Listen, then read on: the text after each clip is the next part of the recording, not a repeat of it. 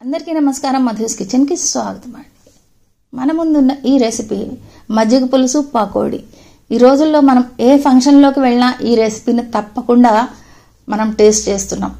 అందరికీ బాగా నచ్చుతోంది కూడా. మరి ఈ రెసిపీని మనం ఇంట్లో చాలా ఈజీగా చేసేసుకోవచ్చు. చాలా రుచిగా ఉంటుంది.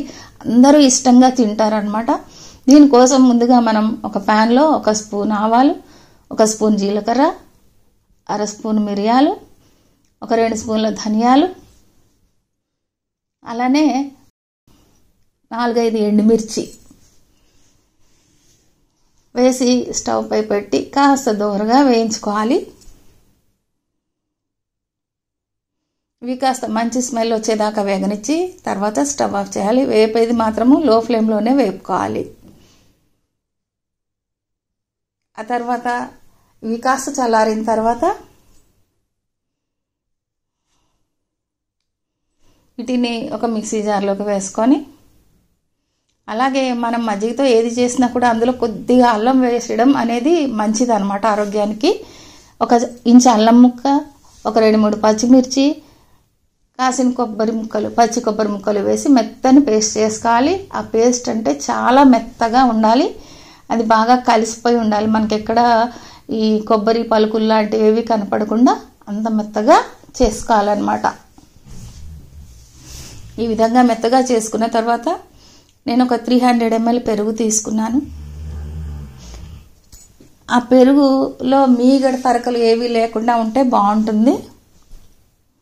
దీన్ని బాగా ఒకసారి ఇట్లా గిలకొట్టేసి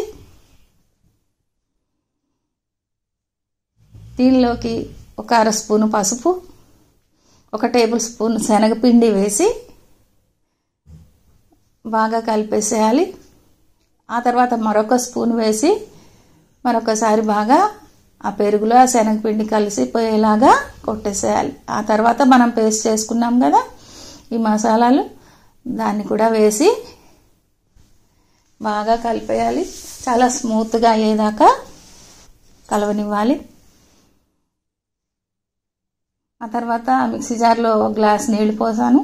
ఆ నీళ్లు అలా కాకుండా మరొక గ్లాసు, ఇంకొక గ్లాస్ కూడా నీళ్లు కలిపేసి పక్కకు పెట్టుకోవాలి. ఇప్పుడు స్టవ్ పై కళాయి పెట్టి అందులో ఒక 2 టేబుల్ స్పూన్ల ఆయిల్ వేసి బాగా సన్నగా తరగాలి.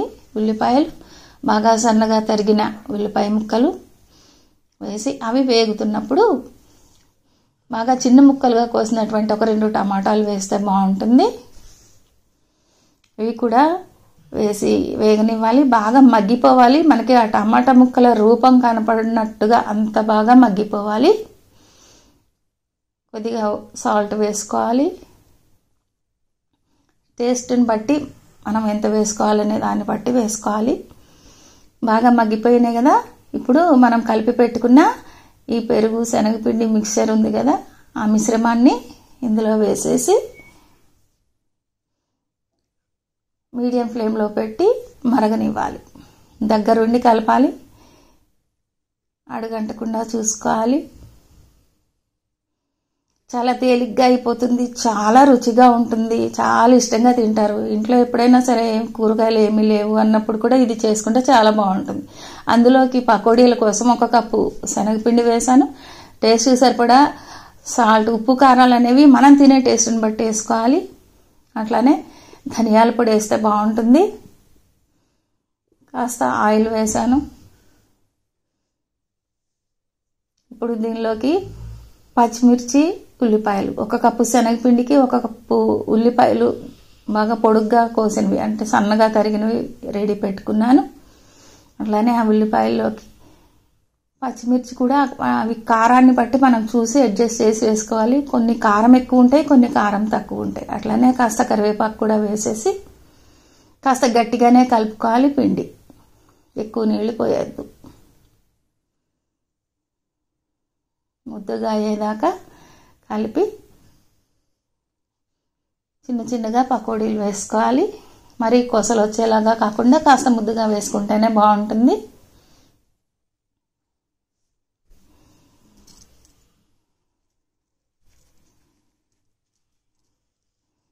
నిల్వ నూనె వాడొద్దు అంటున్నారు కాబట్టి ఈ రోజుల్లో అందుకని కొద్దిగా ఆయిల్ తక్కువలోనే వేపుతున్నాను నేను, నిండుగా పోయకుండా.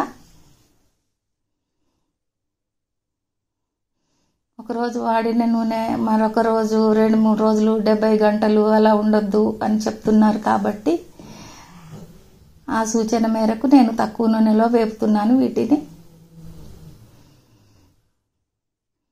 బాగా వేగిన తర్వాత తీసేసేయడమే. చూస్తున్నారు కదా. ఇప్పుడు అదే ప్యాన్లో కొద్దిగా ఆయిల్ వేసాను, అట్లానే ఒక 2 స్పూన్ల నెయ్యి వేసి తాలింపు వేస్తే బాగుంటుంది.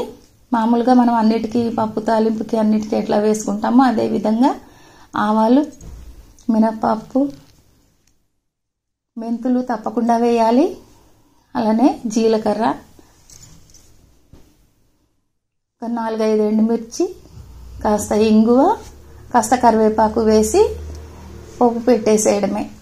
ఆ తర్వాత కాస్త చల్లారిన తర్వాత మనం ఈ పకోడీలు వేసి సర్వ్ చేసేసేయడమే. ఎంతో రుచిగా ఉండే మజ్జిగ పులుసు అందరికీ నచ్చుతుంది. మీరు కూడా ట్రై చేసి చూడండి, మీ కామెంట్ పోస్ట్ చేయండి. అట్లానే please like and subscribe. Thank you for watching.